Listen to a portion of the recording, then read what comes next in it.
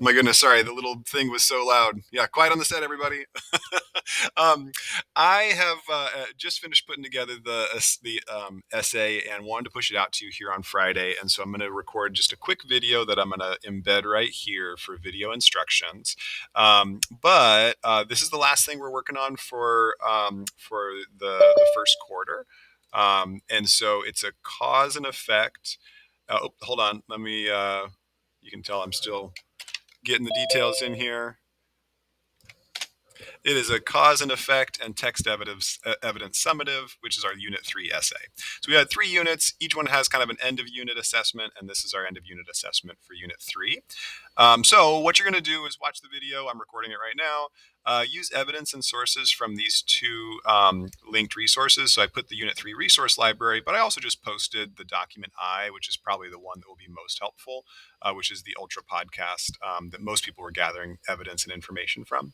And then I put the writing prompts here. I did like these were the first 2 writing prompts that we started with, but I kind of added this one in at the beginning just because it helps to kind of think about the cause and effect nature.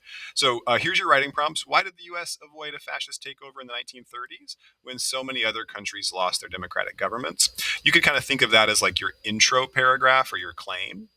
Second question, in what ways did different parts of U.S. society work together to prevent a fascist takeover of the U.S. government in the 1930s? And then this would be kind of like, these would be kind of like your body paragraphs. And then this would be kind of like your conclusion. What lessons can be drawn from that from that time period, from that time to the present day? Okay, I also did a writing checklist. I'm sorry if this is kind of a lot to read, but sometimes I feel like it's really helpful if you can literally just go through and be like, yep, I did that. Yep, I did that. So use the writing checklist as a resource, but also don't get caught up on it if it's too much words all in one place. But you're going to have a claim. This will be kind of like your first paragraph. You're going to choose 2 body paragraphs, and you're going to have 2 aspects of U.S. society, either the Justice Department, investigative journalists, and citizen activists, to be your 2 body paragraphs. You're going to find evidence to support how that aspect of U.S. society helped to prevent a fascist takeover, and you're going to use evidence and reasoning in a CER format. Your final paragraph, the conclusion, would be kind of answering that final question about what lessons can be drawn.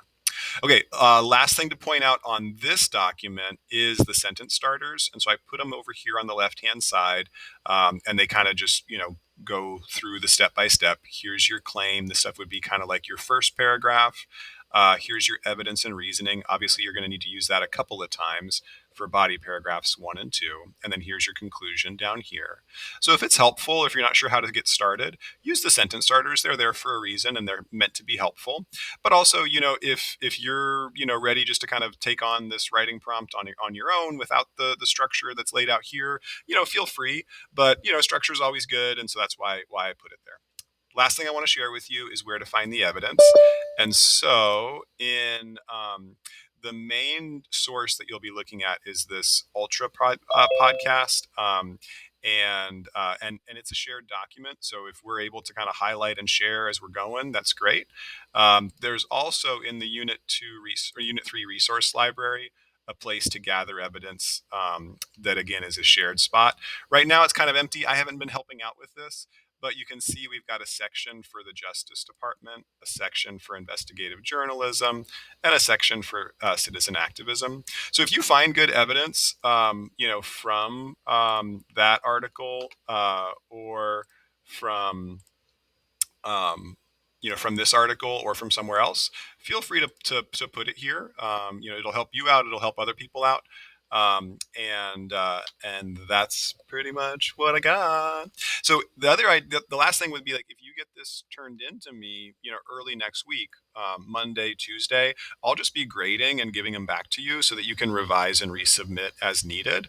My hope is that, you have a really clear sense of what your grade is at the start of next week or early next week. And then this is just that kind of final piece. And you should have an opportunity to get me a draft. I'll get it back to you with a score and some feedback. You can revise and get it back to me. I'll be accepting essays all the way up until end of day Thursday, and then we'll be all done. Okay, with that being said, let me wrap this up and then start working with you guys.